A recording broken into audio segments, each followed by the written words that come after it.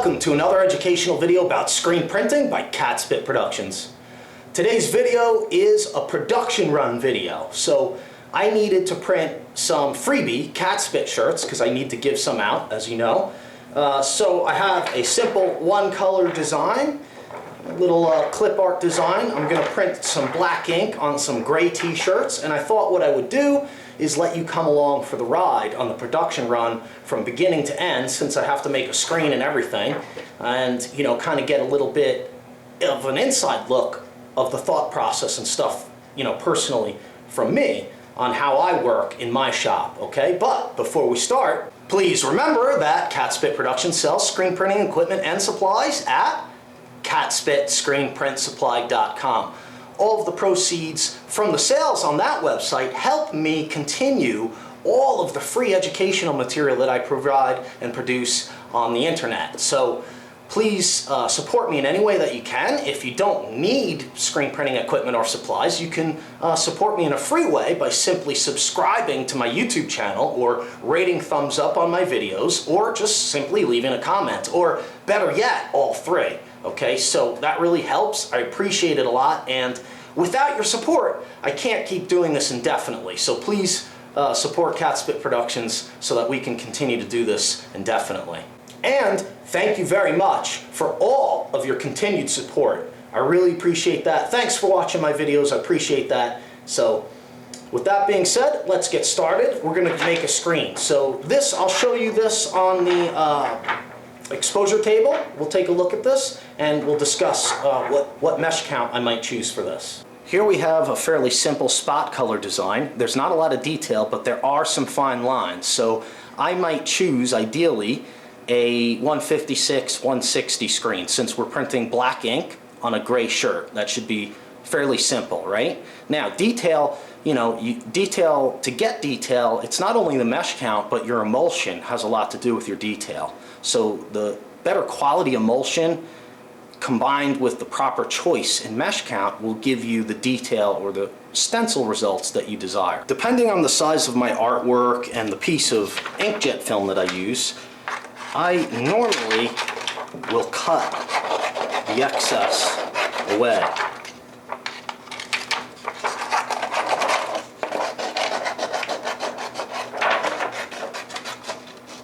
This I do to make it easier to handle and place on the screen, and also it can be easier to file and handle in your artwork archives when, say, if this is a customer job or something and you want to file it, it's a little bit easier to handle like this, a little bit smaller. Got the film positive. I'm going to flip it over so that it'll read right on the screen. I'm going to try to get this into the sweet spot area. It's a little bit long, so there's nothing I can do about that, or it's a little bit wide, but that's okay. I can bring it down a little bit and kind of keep it in this area. Okay, and I just eyeball it. I can always straighten this one out on press as long as it's not too whacked out, right? So this is a 155, basically 160, and I'm going to go like this. Now we're ready to expose the screen, so let's do it.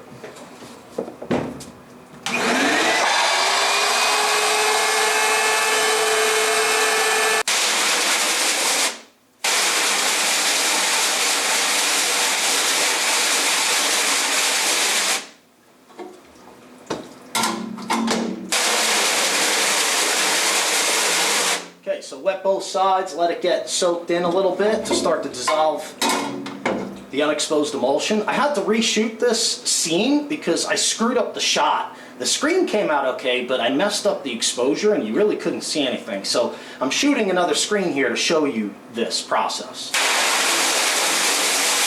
Alright, and I like to shoot mostly from the substrate side because most of the emulsion is on this side.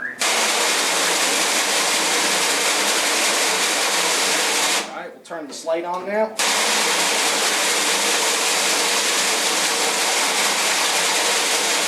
I'm just using regular cold water from a garden hose, no special thing, just a spray nozzle.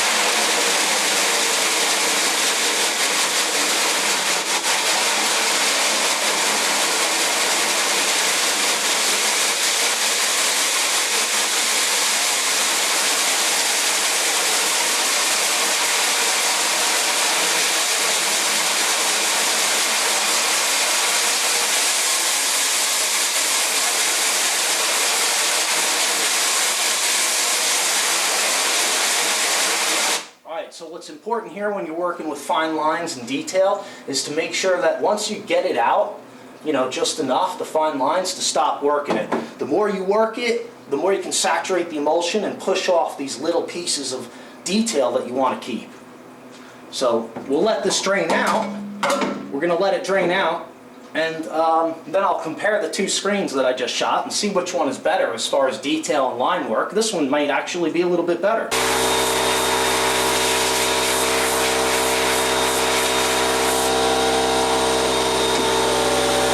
I ended up with two screens here now because I messed up the exposure of the video portion of that section, so I had to burn it again. So I have two screens here, which is cool because now I got to look at both of them through the light, and I can see that actually the detail is a little bit better on the second one I did. Sometimes when I'm making videos, it's very distracting, so I don't like to make videos when I'm actually printing product a whole lot because it can, you know, it can distract me from what I'm doing.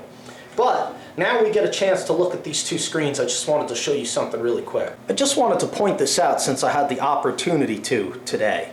Okay, you can see these little bumps of emulsion, this little bit of dwelling that's on this one edge of the second screen I shot, and then you can see the first screen is nice and smooth. All right, what this is a little bit of extra emulsion that seeped out of the edge of the scoop coater when I was coating the screen. So this is okay. If you find that you have these dwell spots all over the screen in weird different places, not just on one little edge or on the edge or anything, but in different places, that could indicate that there's too high of a humidity in your dry box where you're drying the screens. Because ultimately, if you coat the screen correctly and don't get a bunch of extra emulsion up on the edge, which is what you want to do, it'll look more like this. But once in a while, a little bit of emulsion gets over, even, you know, when I coat, and, you know, this is okay though. It's no problem. It's on the edge. It's not anywhere that it's going to be a problem. Many of you know that I like to tape my screens off on the bottom side, and that's because I find that it's a little bit easier to have the tape not inside the inkwell at all. I like it better, and it uses less tape, and it's very easy to peel on and off. I use a lot of masking tape, and I tab it at both ends. Okay, so I just simply put a little tab at both ends, and that makes it a lot easier to pull off when I'm ready to. Screen tape is great too. Here's some blue screen tape, and this is really cool. I keep this in shop because I do use this occasionally, but for the most part I use a lot of masking tape. But it is a good idea to keep screen tape in the shop for various reasons, and one day we'll look at screen tape and talk about its benefits. You can see that I use one piece of tape for each of the four sides, so that's why it uses a lot less tape, tabbed on each end all the way around. Okay, now at this point we're just going to get the screen set up and line everything up, so I'm going to eyeball it. One thing I might do on a multicolor press like mine is check the bite and see where the off contact is for this particular head, and see if I might want to use it just to save time, and then you know, so I don't have to adjust it, and then I might actually swing around, pull another head down and check that one and see how I like the off contact before, you know, because one of these heads could simply be perfect. This one doesn't look bad at all. I might have to adjust the little screen angle, so let me set up the screen. I'm going to adjust the screen angle, my off contact, and center the screen. That's what I'm doing here. Okay, so this is all very important. Centering the design on the palette with the crosshairs, off contact, and screen angle to make sure my screen is parallel to the palette. We're ready to ink it up now, but before we do that, I have the ink there. Just wanted to note that I'm choosing the squeegee size is more critical today because it's really long. Okay, this is like a 60 durometer, and with black I would probably want at least a 70 durometer. But today this is like the longest one that I have that'll fit this perfectly, and we're running the black ink through 160, so a little bit softer shouldn't be a problem. So today, you know, I'm choosing this more based on size rather than durometer because I need the size. Okay, but idealistically we would want this size, about a ½ inch over on each side, and maybe a 70 durometer. We're going to roll with a 60 though today.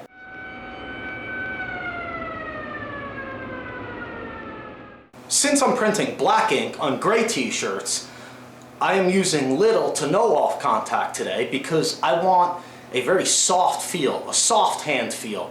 I don't want the print to be too thick, so I'm printing a very low volume of black ink on a gray t-shirt, and that's very easy because it's black on gray.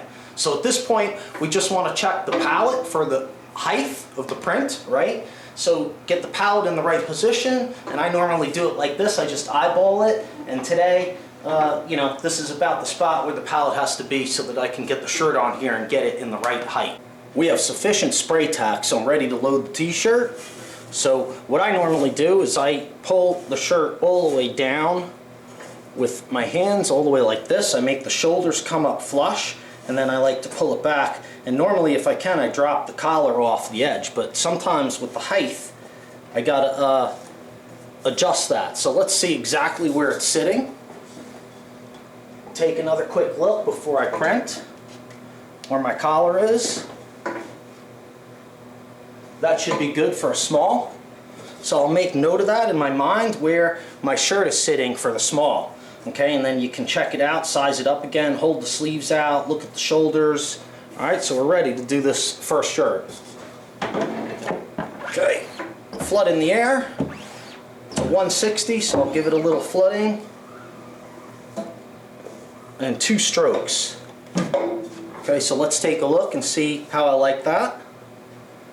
And I think that looks really good. I think that is sufficient coverage and everything. I think that will be perfect. So let's take a close-up look. So here's a pretty cool close-up shot. I think you can see I got the detail off pretty good. I'm happy with the lines on this one. So in effect, screwing up the first video take of washing out the screen, you know, paid off in the end. So I got a better screen out of it. Okay, so you know, that's, like I said, that's one of the reasons why I don't do a whole lot of production videos, is because it does distract you from what you're doing. We'll give you one more production tip before we give you a little footage of printing these shirts. One last tip, what I like to do with my shirts is I like to flat fold them on a table right close to me by the palette, and I put the largest size down first all the way up to the smallest. So that means I start with smalls and print all the way through XX, and then I'll adjust my palette and height depending on how much space I want to give for each size shirt.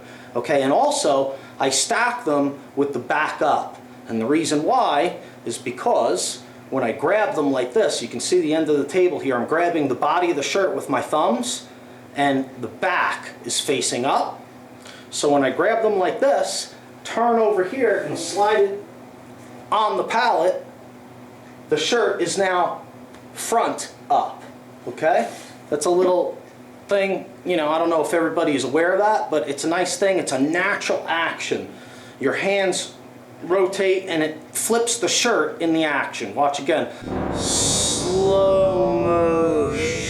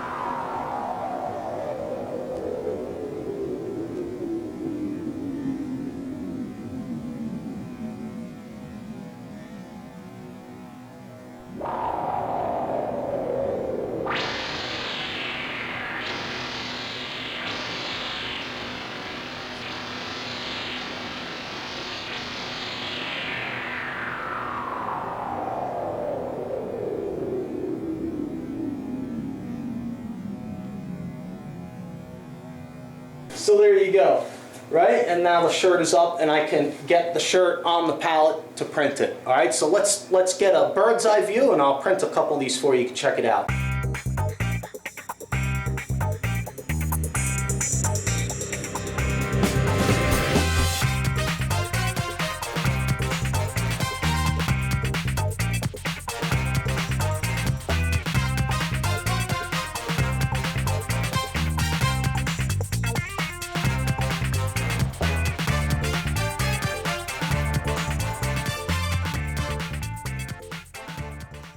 That's all for today, folks. It's taken me all day to shoot this video, and now I actually have to print the shirts. Okay, so it'll take me, you know, I don't know, 30 minutes or so.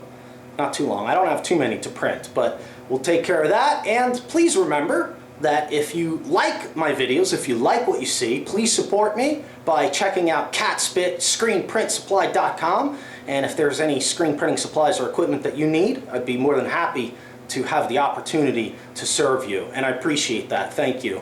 And also, if you don't need any screen printing equipment or supplies, you can support me by rating thumbs up, commenting below, and subscribing to my channel. I really appreciate that, and the better I do on YouTube, the better it is for everyone in the long run, because that will allow me and enable me to do more and more videos and more complex videos in the future.